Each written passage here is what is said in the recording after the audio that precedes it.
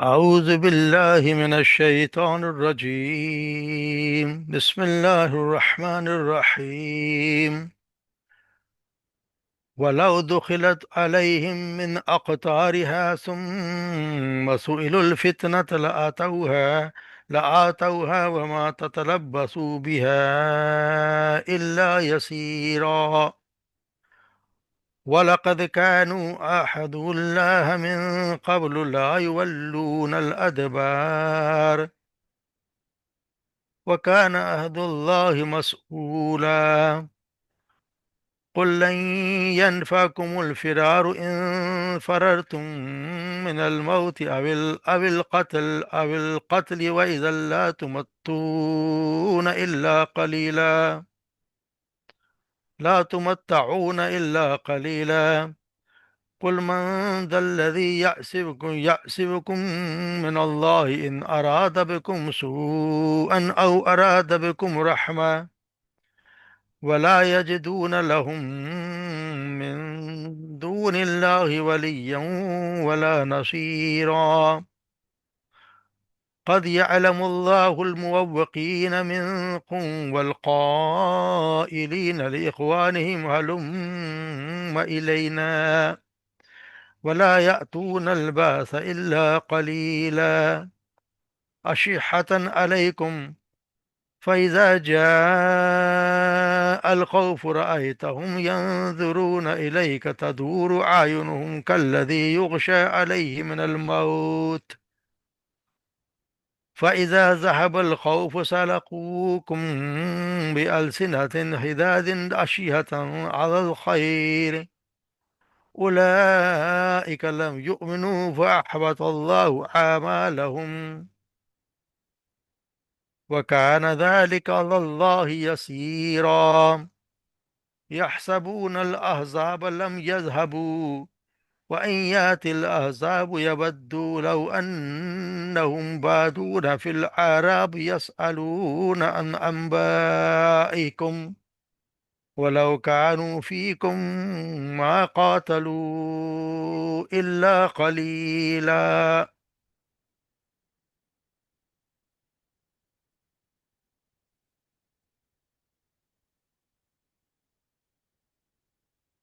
ولو دخلت علیہم، اور اگر داخل کر دیے جاتے علیہم ان پر، من اقطارها چاروں طرف سے، ثم سئلوا پھر ان سے پوچھا جاتا فتنہ، یا ان سے سوال کیا جاتا ہے، ان کو کہا جاتا فتنہ، آزمائش کے فتنہ کے لیے، لا توہا تو وہ ضرور وہ آتے اس میں، وما تلبسوا بها الا يسير، اور نہ ہی وہ دیر لگاتے، کچھ ٹھہرتے اس کے یعنی ضائع نہ ہی کو دیر کرتے اس کے لیے، مگر الا یسیرا بہت جلد، یعنی وہ فتنہ جو ہے اس میں وہ شامل ہو جاتے، بس تھوڑا سا توقف کرتے۔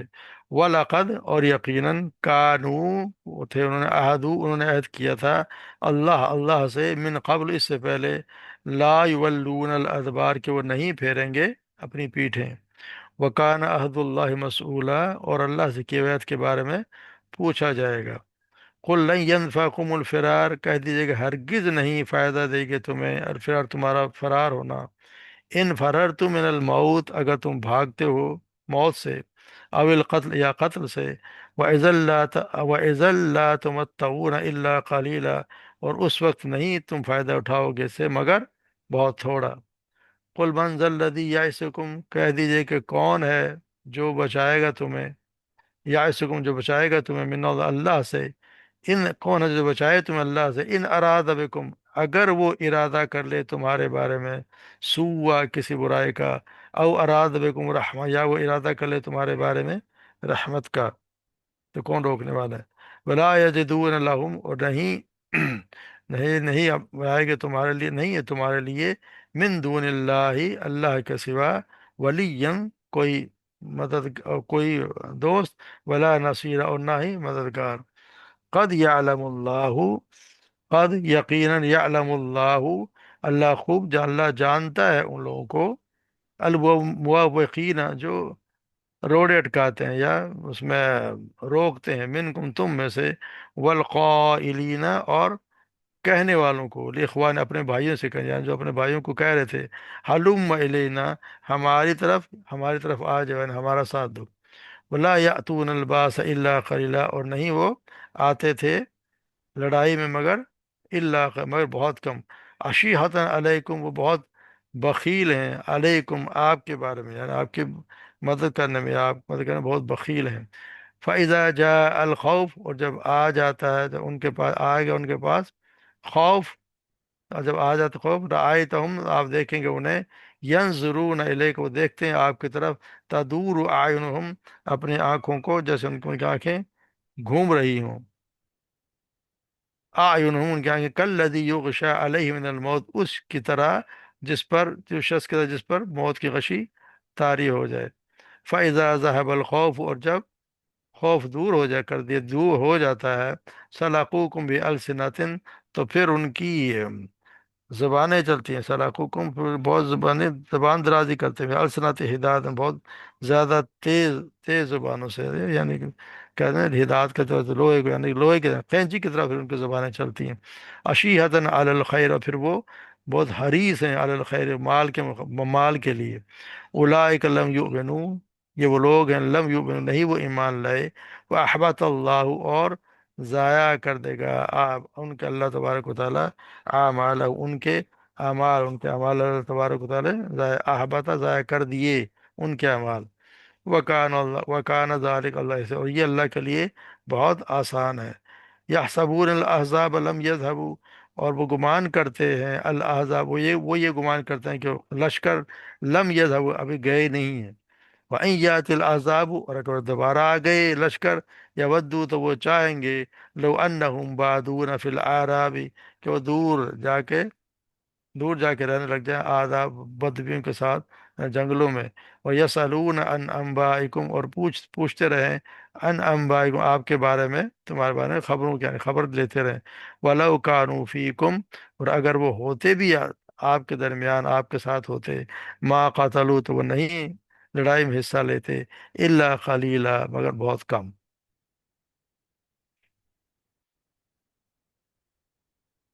آج ہم کل جیسے ہم نے پڑھا غزوہ احزاب کے بارے میں، آج اس کے بعد منافقین کا رویے کے بارے میں بتائی جا رہی کہ منافقین کا رویہ کیا تھا. وہاں سے جب وہ اپنے ساتھیوں کو بلایا کر برا رہے تھے، اور ظاہر الگ عجیب عجیب و غریب اللہ رسول کے لیے گمان کر رہے تھے، اور جب وہ وہاں سے بھاگنے کی بھی ترغیب دے رہے تھے کہ چلے چلو یہاں سے، تو یہاں پہ ان کا یہی طرز عمل بتایا جا رہا ہے کہ یہ ان کا حال یہی ہے کہ اس سے پہلے بھی اگر ان کو آپ دے دیں، ان کو دعوت دیں، اگر وہ تو اس بات نہیں، وہاں سے لشکر آ گئے، اب اگر مدینہ کے اطراف سے بھی اگر لشکر داخل کر دیے جائیں، یعنی مدینہ کے آس پاس سے داخل، اور پھر ان سے پھر ان کو دعوت دی جائے، یعنی کہ اس کو فتنہ دعوت ہی دی جائے کہ آ جاؤ ہمارے ساتھ مل جاؤ، اور تم اسلام کو چھوڑ دو اور مسلمانوں کو قتل کرو. اگر یہ دعوت دی جائے تو پھر وہ اس میں شامل ہو جائیں گے، یعنی کہ مسلمانوں کے خلاف جنگ ہے، اور اگر تو اس میں وہ بالکل شامل ہو جائیں گے، اس میں بہت ہی کم وہ دیر لگائیں گے، بہت کم وہ سوچیں گے، اس میں بالکل شامل ہو جائیں گے. یہ کہ ہم مسلمانوں کو مل کر ختم کرنے کے لیے لڑو تو وہ فوراً ان کے ساتھ ان کی پیشکش قبول کر لیں گے، بالکل دیر نہ لگائیں گے. تو یہ ان کا حال تھا، کہ ان کے یہ حالات تھے. تو پھر وہ کہتے ہیں وَلَقَدْ كَانُوا عَهْدَ اللَّهِ، حالانکہ اس سے پہلے وہ اللہ سے عہد کر چکے تھے کہ ہم پیٹ نہیں پھیریں گے، یعنی وہ کچھ عرصے پہلے ہی عہد کے موقع پر جب جنگ میں انہیں گریز کی اور پسپائی کی، تو اس وقت انہوں نے یہ عہد کیا تھا کہ آئندہ جب لڑائی ہوئی تو ہم ہماری پیٹھیں نہیں پھیریں گے. کچھ لوگ کہتے ہیں کہ وہ لوگ پھر جنگ میں شامل نہیں ہو سکے تھے، انہوں نے عہد کیا تھا کہ اب تم نہیں جا سکتے، آئندہ اگر جنگ ہوگی تو پھر ہم ضرور اس میں شامل ہوں گے اور ہم خوب لڑیں گے. مگر یہاں آپ کہتے ہیں کہ اللہ تبارک و تعالیٰ سے انہیں وعدہ کر اس سے پیٹ پھیر لی. اس کو تو کوئی اس وعدے کو تو کوئی بہت زیادہ مدت گزری ہی نہیں. تو مگر لگتا ہے اللہ تعالیٰ صرف زبانی ہے، ایسے تو دھوکہ نہیں دیا جا سکتا، بلکہ آزمائش کا موقع لا کر تو پوچھا ضرور جاتا کہ تمہارا وعدہ سچا تھا یا جھوٹا تھا. اللہ کے بارے میں جو بھی وعدے کہتے ہیں اس سے پوچھے گا. یعنی جو ایمان سے لے کر جو ایمان کا جو ہم نے اللہ سے عہد کیا ہے اس کے بارے میں بھی، اور یہ بھی جنگ کے بارے میں جو بھی عہد کیا اس سے اللہ تعالیٰ کو عہد کیا جاتا ہے، اس کے متعلق وہ پوچھے گا کہ اس کو پورا کیا کہ نہیں کیا. پھر یہ کہا لن تنفع ینفعکم فرار، اگر تم بھاگو گے تو تمہیں سے کوئی، تمہارا بھاگنا کوئی فرار ہونا کوئی تمہیں زیادہ نفع نہیں دے گا.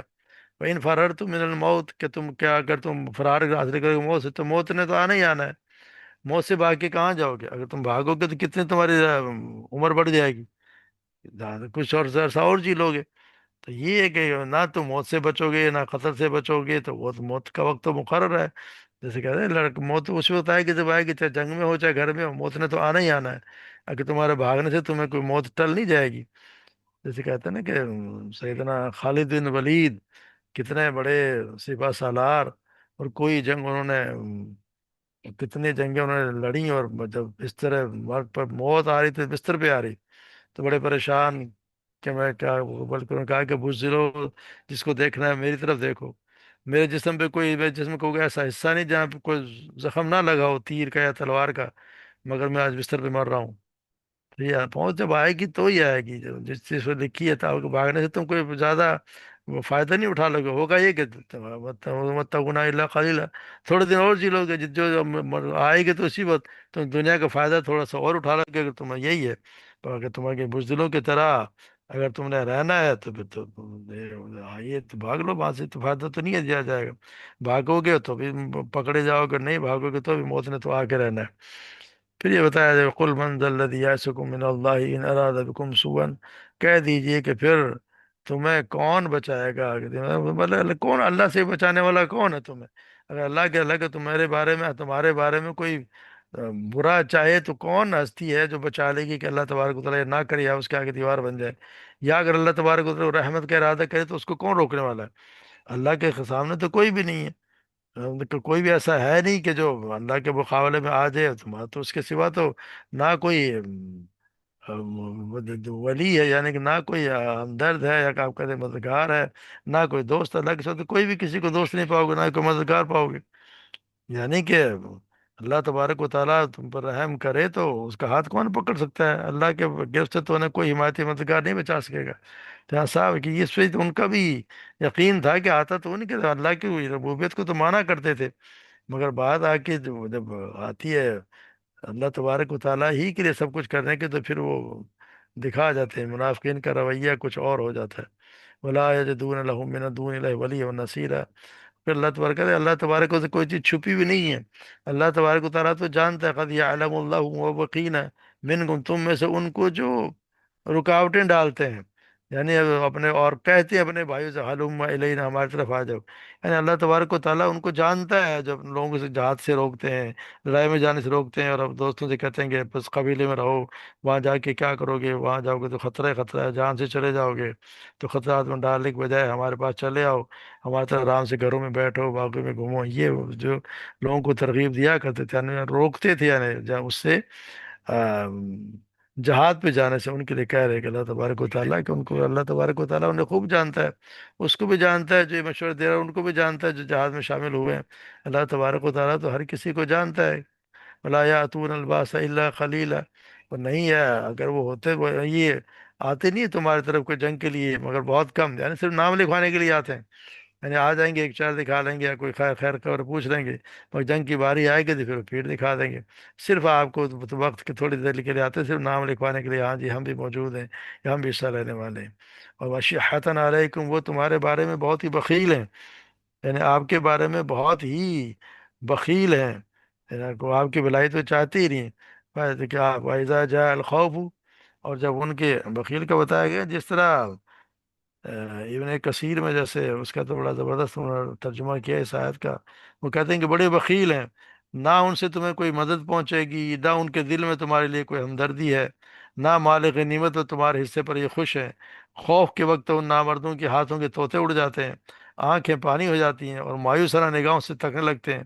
لیکن خوف دور ہوا تو ان سے لمبی لمبی زبانیں نکال ڈالی، اور بڑے چڑے دعوے کرنے لگے، اور شجاعت کا دم بھرنے لگے. مال غنیمت پر بے طرح گرنے لگے، ہمیں دو ہمیں دو کا غل مچا دیتے ہیں. ہم آپ کے ساتھی ہیں، ہم نے جنگی خدمات انجام دی ہیں، ہمارا حصہ ہے. جنگ کے وقت صورتیں میں جنگ آتی ہے تو وہ صورتیں میں نہیں دکھاتے، بھاگتوں کے آگے ہوتے ہیں اور لڑتوں کے پیچھے رہا کرتے ہیں. دونوں عیب جس میں ہوں تو اس سے جیسا بے خیر انسان کون ہوگا؟ یعنی کہ یہ ایسے لوگ ہیں جو امن کے وقت تیاری، بدخلقی اور بد زبانی اور لڑائی ہوتی ہے تو پھر وہ نامردی دکھاتے ہیں، اور پیٹھ پیچھے پیٹھے دکھا کے بھاگ جاتے ہیں. تو ان کا ہی حال ہے. تو اللہ تبارک و تعالیٰ فرماتا ہے کہ ان کے تو دل شروع سے ایمان سے خالی ہیں، اس لیے کہ ان کے اعمال بھی تو اللہ پر یہ آسان ہے. اللہ تبارک و تعالیٰ ان کی اس طرح کی حرکتیں کر رہے ہیں، ان کا حال یہ ہے کہ آپ کو اس طرح دیکھتے ہیں جیسے کوئی جب آپ جنگ کی بات کرتے ہو تو جو خوف آتا ہے، یعنی جنگ شروع ہو جاتی ہے، یا جو کفار کا لشکر دیکھتے ہیں تو انہیں خوف طاری ہو جاتا ہے. اور وہ اس طرح دیکھتے ہیں آپ کو جیسے کوئی وہ شخص دیکھتا ہے جس کے آنکھیں پتھرا جاتی ہیں اور موت کی غشی طاری ہوتی ہے، تو وہ پھر اس کی آنکھیں جو اوپر ہو جاتی ہیں، اس طرح ان کا حال یہ ہوتا ہے کہ اس طرح نگاہوں سے دیکھ رہے ہوتے ہیں. ہاں مگر جب وہ خوف ٹل جاتا ہے، پھر وہ آتے ہیں اور پھر وہ آپ کو کھینچی کی طرح ان کی زبانیں چلتی ہیں. پھر وہ آ کے بڑی بڑی باتیں بناتے ہیں، اور پھر وہ آپ کے ہوتے ہیں کہ جناب علی ایک تو لڑائی سے آ کے آپ کو، اگر آپ آئیں گے تو پھر آپ کو ایک تو مطلب یہ ہے کہ وہ کامیاب، وہ بڑے اتفاق سے آپ کا استقبال کرتے ہیں، یعنی چرب زبانی سے خوب دھواں زبانی کی کوشش کرتے ہیں کہ ہم بھی بڑے مومن ہیں، ہم نے بھی آپ کے اس پہ کام میں فروغ دینے کی کوشش کی تھی، حصہ لیا تھا، ہم بھی مال غنیمت کے حقدار ہیں. تو صحیح ہے کہ اگر جب فتح نصیب ہوتی ہے تو مال غنیمت کی تقسیم کے موقع پر یہ بڑی تیزی سے زبان کی بڑی تیزی دکھاتے ہیں، بڑھ چڑھ کر مطالبہ کرتے ہیں کہ ہمیں بھی خدمات انجام دی، ہم سب ہمیں بھی اس میں شامل کریں، ہمیں بھی اس میں زیادہ سے زیادہ حصہ دیں. ان کی زبانیں جو قینچی کی طرح چلتی ہیں. تو مگر اور پھر وہ یہ علی الخیر سے مراد یہاں پہ مال کی، یعنی کہ وہ بڑے حریص ہیں مال کے لیے، اشیحتن بخیل بھی اور حریص بھی ہیں. علل خیر، خیر سے مراد یہاں پہ مال ہے. بولا پر اللہ تبارک و تعالیٰ کہ یہ وہ لوگ ہیں، لم اولئک لم یؤمنوا، یہ ایمان نہیں لائے، وحبط اللہ اعمالہم، اور اللہ تبارک و تعالیٰ نے ان کے اعمال ضائع کر دی. اعمال ضائع کرنے کے جو بھی انہوں نے عمل کیے، جو انہوں نے اسے، یعنی کہ آپ سمجھیں کہ انہوں نے نمازیں پڑھی، اور نمازیں بھی کہاں پڑھی؟ آپ صلی اللہ علیہ وسلم کے پیچھے نمازیں پڑھی، مسجد نبوی میں نمازیں پڑھی، روزے رکھے ہوں گے، اور بھی کوئی خیر کے کام کیے ہوں گے. اللہ تبارک و تعالیٰ نے ان سب کو غارت کر، ان کو سب کو اللہ تبارک و تعالیٰ نے ضائع کر دیا، یعنی ان کے سارے اعمال ضائع ہو گئے. وجہ ایک یہ تھی کہ یہ جو ان بھاگے ہیں یہاں سے، جو اپنی پیٹھ دکھائی انہوں نے، اس کی وجہ سے اللہ تبارک و تعالیٰ نے سارا ان کا، کیونکہ ظاہر میں تو اصل میں تو ایمان ہے، میں یہ دیکھا جاتا ہے کہ خلوص ہے کہ نہیں ہے. اگر یہ چیز سرے سے خلوص ہے ہی نہیں، تو پھر تو پتہ تو اسی میں چلتا ہے جب اس کفر و اسلام کی کشمکش میں جب کڑی آزمائش کا وقت آتا ہے، تو پھر پتہ چلتا ہے کہ دوغلے پن کا ثبوت کون دیتا ہے. دین کے مفاد پر اپنے مفاد کو ترجیح دیں گے، اور اسلام کی حفاظت کے لیے جان و مال محنت صرف کرنے میں اگر درگے کریں گے تو پھر سارے اعمال ضائع ہو جائیں گے. یہ اللہ کا تبارک و تعالیٰ کا یہ تو فیصلہ ہے کہ جہاں اور اللہ اور اس کے رسول، اللہ اور اس کے دین سے وفاداری نہیں ہے، تو وہاں ایمان کا صرف اقرار اور عبادات اور دوسری نیکیوں کی کوئی اہمیت نہیں ہے. اللہ کے ساتھ وفاداری ہر حال میں دکھانی ہے، ثبوت دینا ہوگا کہ ہاں ہم اللہ کے دین کے ساتھ ہیں. ہم دیکھ رہے ہیں ہمارا، ہمارے کتنا کر رہے ہیں، ہم کتنے اللہ کی بات مان رہے ہیں، اور ہم کتنا ہم اس کا ساتھ دے رہے ہیں. ہم تو ماننے کے لیے تیار نہیں. مسلمانوں پہ جو آفت آئی ہوئی ہے ہمارے یہاں فلسطین میں، دیکھ رہے ہیں ہم کتنا مسلمانوں کو ساتھ دے رہے ہیں، کوئی ان کا ساتھ نہیں دے رہا، ان کے ساتھ کیا کچھ ہو رہا ہے، مگر ہمیں پرواہ نہیں ہے. ہم اپنے ہی کاموں میں مگن ہیں، اور ہر کی تو ہماری وہی عیاشیاں چل رہی ہیں. ہمارے نہ حکمرانوں کو کوئی احساس ہو رہا، نہ ہمیں کوئی احساس ہے. کم سے کم کوئی بائیکاٹ ہی کر دیں وہ بھی ہم کرنے کو تیار نہیں. تو یہاں پہ اللہ تبارک و تعالیٰ پھر ان کے سارے اعمال کو بھی ضائع کر دیتا ہے. اور یہ اللہ کے لیے آسان ہے، اللہ کے لیے کیا چیز مشکل ہے؟ اللہ تبارک و تعالیٰ نے تو ایک سیکنڈ میں سب اس کا اعمال ضائع کر دی کہ اللہ سے کون پوچھنے والا ہے.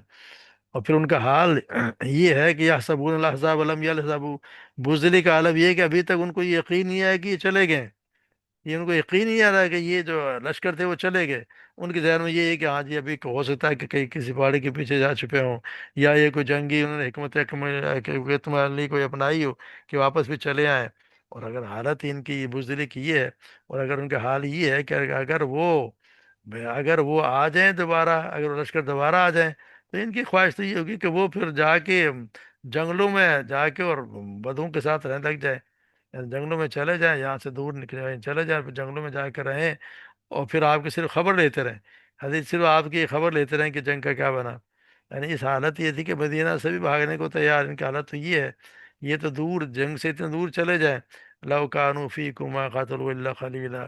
مگر یہ کہ آپ سمجھتا ہوں یہ بتایا جا رہا ہے کہ اگر یہ آپ کے ساتھ بھی ہوتے تو انہوں نے کوئی لڑنا ورنا کچھ نہیں تھا. یعنی کہ اگر یہ پاس بھی ہوتے تو یہ بہت ہی کم حصہ لیتے. یہ لوگ اگر ہوتے تو بھی کچھ بھی نہ لیتے. آنے جا رہے ہیں بس صرف یہ کہ بعد ان کا تو حال یہ ہے کہ بس آپ لوگوں سے پوچھتے رہیں گے کہ خبریں کیا لیتے ہیں، مسلمانوں کے ساتھ کیا ہو رہا ہے. اگر وہ آپ کے پاس ہوتے تو بھی صرف دکھلاوے کے لیے شریک ہوتے، کوئی مفید کام انجام نہ دیتے. ان کا حال یہی ہے کہ جو منافق ہوتا ہے اور صرف اپنے مفاد کے لیے کام کرتا ہے، اور جو بزدل ہو اپنی जान जाने से डरता है तो उसने कहाँ हिस्सा लेना होता है। अल्लाह तबारक व तआला हमें भी सच्चे ईमान नसीब फरमाए, और ऐसे कामों से जिसमें हमारी जो हमने किए होते हैं उनका अगर अमाल ही ज़ाया हो जाए तो अल्लाह तबारक व तआला फिर तो कुछ भी ना बचेगा। अल्लाह तबारक हम ऐसे कामों से बचाए जिसमें हमारे अमाल ही ज़ाया हो जाए, और सही ईमान हिम्मत दे और साबित कदम भी रखे। हमारे